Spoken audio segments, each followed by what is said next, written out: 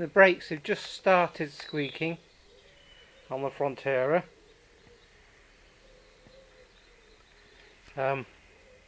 They've got little squeakers on them, little bits that scrape to warn you when the pads are getting low. So I've just had the wheel off, and we've got a jack and an axle stand under there, so it's all well supported. I might even slide the wheel under there as well. So we're just going to have a look at see what the pads are like. So here we go. It's probably about right. Give it a quick wire brush over. Get rid of the most of the built up muck.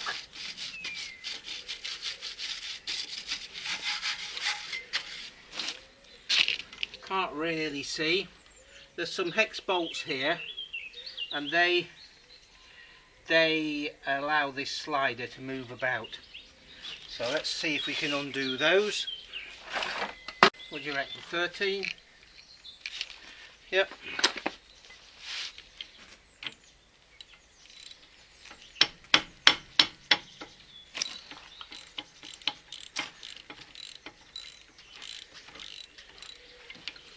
And the other one.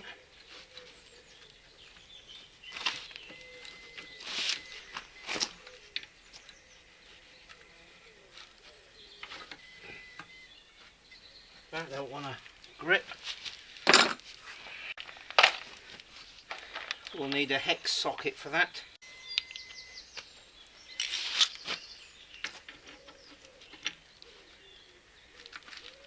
Get that on the way.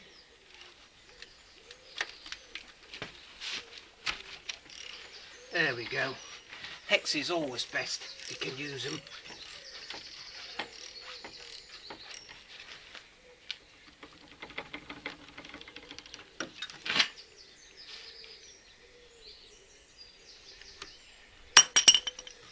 This little guard here has seen better days. It's starting to fall apart.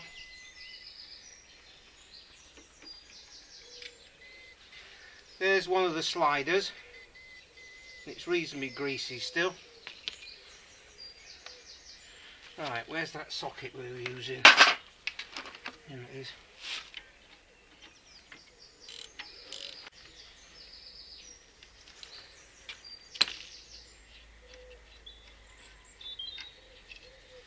And that slid out reasonably well as well.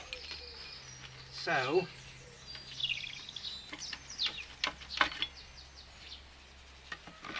there we go. What are the pads like? Oh, they're alright. I replaced these about 3 years ago. Let's just have a look.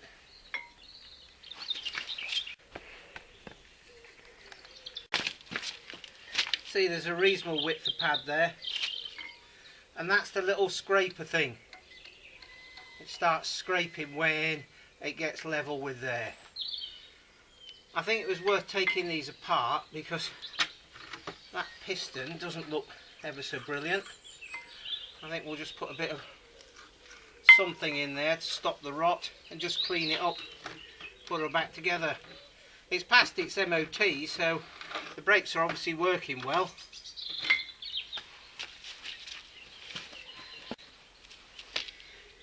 So let's just put a little bit of copper grease or copper slip just on these notches here, because the notches run on these little stainless spring type affairs, anti-rattle springs, and they're a bit fiddly to fit. There we go. Sometimes when you get new pads, you'll find that these are a bit tight, and you'll just have to wipe a file over them. So, of course, you want the pads to move in and out quite easily.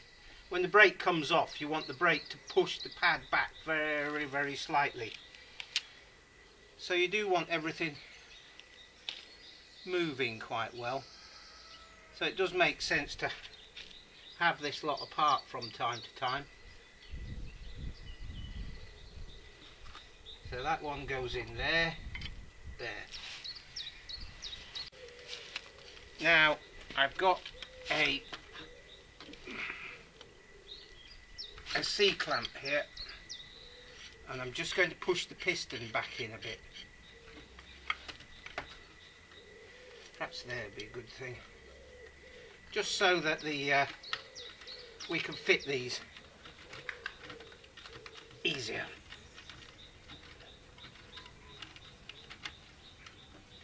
There we go. So that's the piston back in there, and I have put a bit of copper slip round there, cleaned it up, and then this, because we've pushed the piston back, will fit easily into there.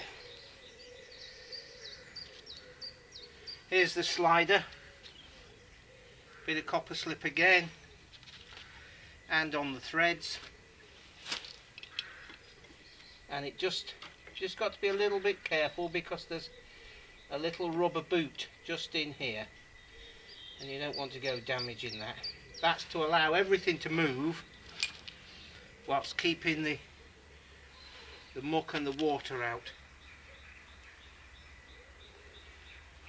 And do the bottom one.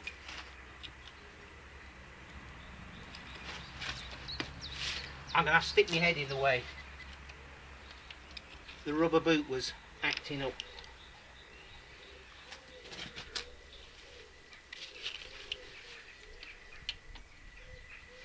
It'd be worth having a look at the other side, but it seems like it's not the back that is creating a nuisance, squeaking. It'll be the front pads.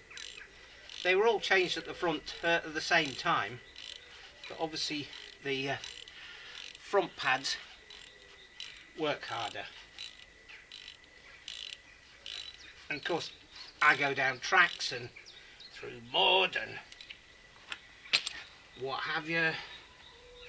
Luckily the winter hasn't been so bad this year, so there's not been as much salt about.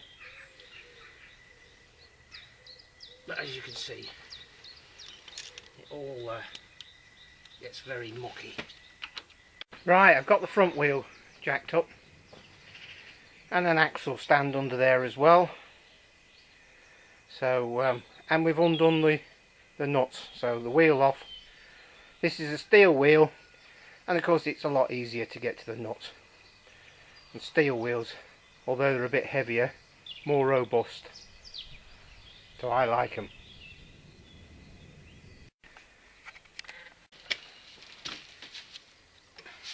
So there's a slider. Feels a little bit tight. So I think we need to wash that off and re-grease it.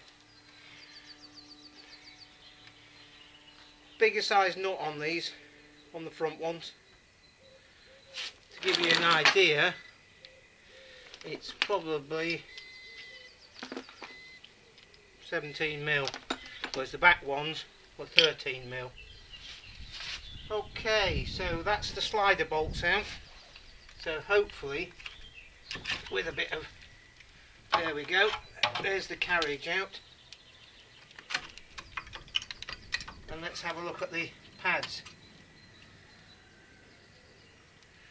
There's about 3mm there, so they're still serviceable, but there's if you got them out, replace them. Unless of course you're on a real tight budget. There's an anti-squeak shim there, and again this one's getting a bit worn. So, but they're equal or thereabouts, which I'm pleased about. So it's just a matter of replacing these and then going to the other side. We'll just push the piston back.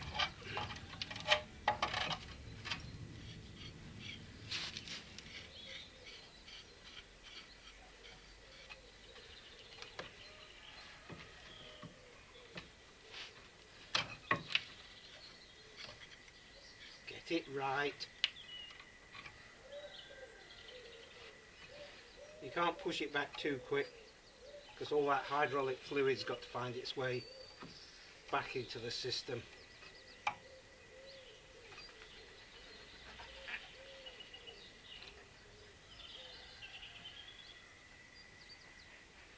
That should be ample. Leave that there. I'll go and get some new pads. I thought I had some new pads in stock. Now let's just see how these go.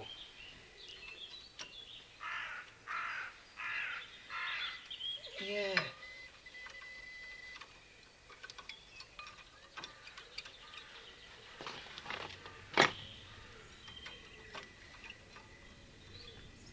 They are a bit tight round there.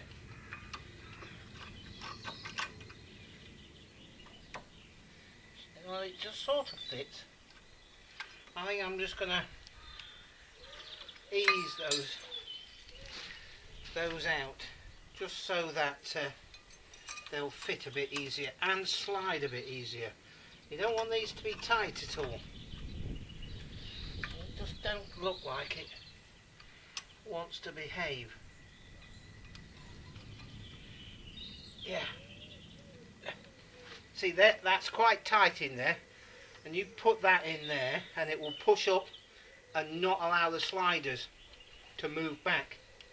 So we're going to have to do a little bit of engineering on that, i.e. a bit of filing. Right, as you can see here, I've just filed that just a little bit either side. Very important.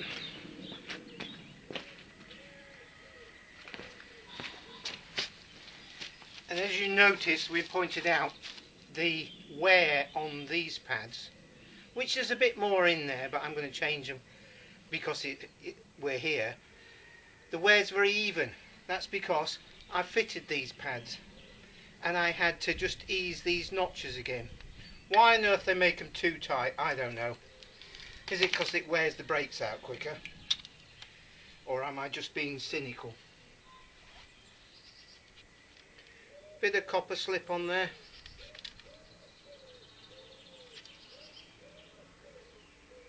So it slides backwards and forward properly. Again, so you get even wear.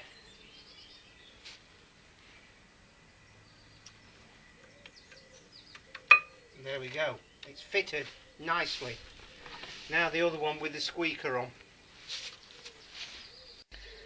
So that's the new pads in place.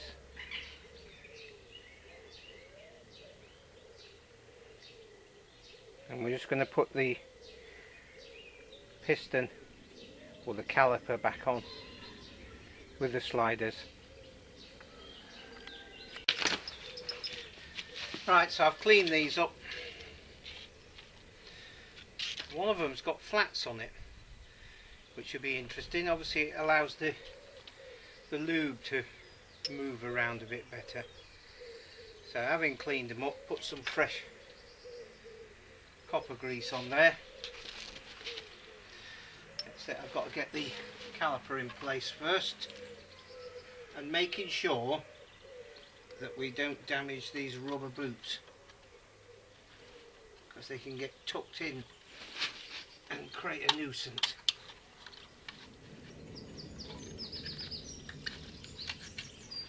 That looks like about right. Bit of copper slip on the thread, so it will come undone next time. Because these are not what you would call in a friendly environment. There we go. And put the other one in. Put both of them in before you tighten any one of them up.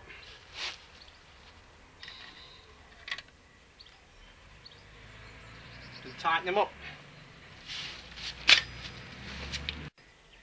And that's the caliper back in place. And I straightened up the flexible hose that had got a pigtail twist in it. So took everything back off and straightened that up. Right, this is the other side. the sliders were really quite sticky, not very good at all, although I had greased them up well, but I think we're talking 30,000 miles ago, so it's well due for inspection. Anyway, the sliders are out, and I'm suspecting, because they were sticky, we're going to get some slightly different wear on this. So there we go, there's the caliper off. And that's loose enough, which is good. And it's slightly thinner there than it is there.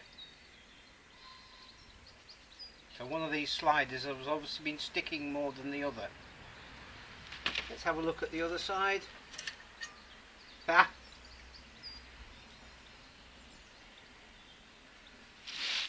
Let's see if we can get the camera to focus on this. Okay, here we go. Look how thin that is. And the little springy thing just shiny on the outside, on that end. So it's just where it's been rubbing. It's done its job. But look at that. Thin, thick. The slider was stuck. Well, not stuck, but sticky. So the other pad is on the same side, is tapered as well, whereas the other side was nice and parallel. So the squeaky thing's done its job.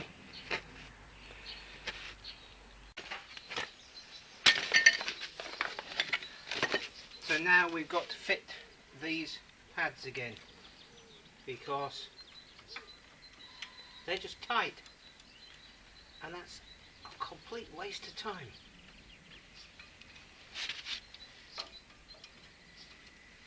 Never use a file as a lever, because it'll snap. Right, I shall just file these ends.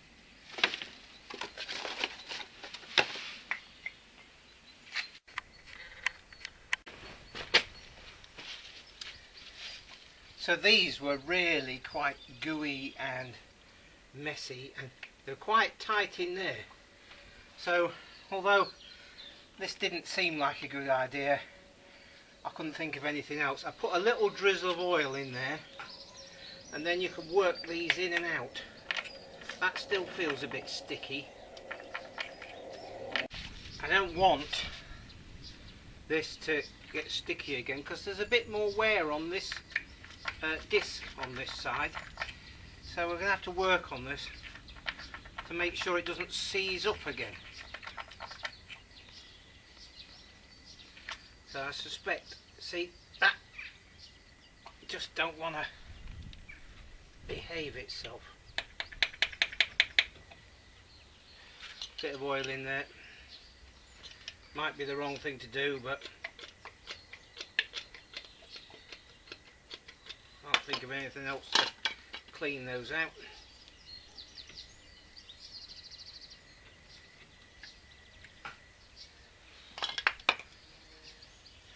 There's a lot of goo coming out of there. And of course now we've got a bit of hydraulic lock happening, but at least we're cleaning out the muck.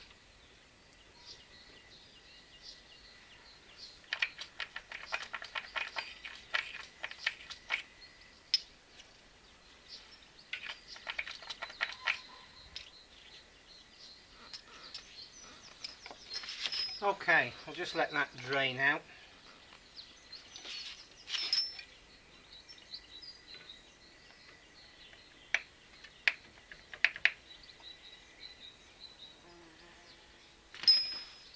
So now we've got to find the G-clamp and push the piston back in. You have to be careful also when you're doing this that the brake master cylinder reservoir doesn't fill right up.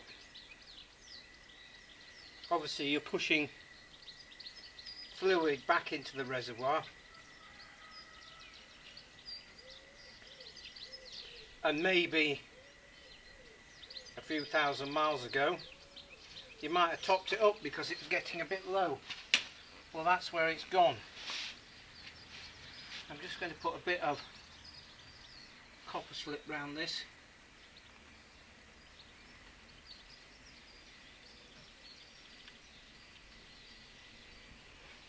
So the piston stayed out further, hence the level's gone down. Right, we filed these. Squeaker on the inside.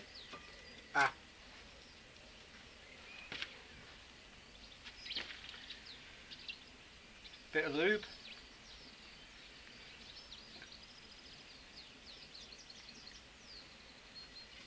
On there. Look at that, you see? It's just so much better.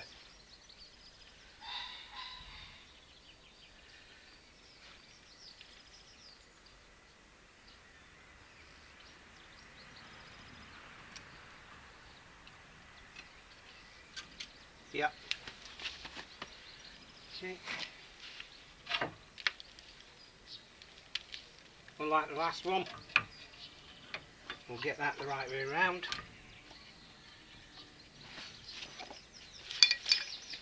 Now, one's got a flat and one doesn't. I don't know which way around they should go. Maybe the one with the flat should go on the bottom. It being closer to all the muck.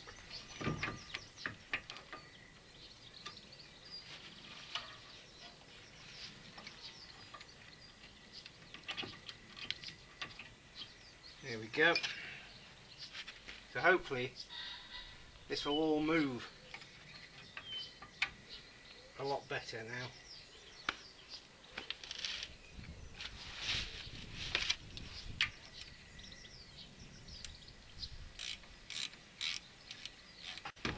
Get the hex socket on there just to make sure that it's good and tight. Click. Click. And it's moving. It's sliding quite nicely now. So we're pleased. Good job I listened to that squeak and thought I'd do something about it.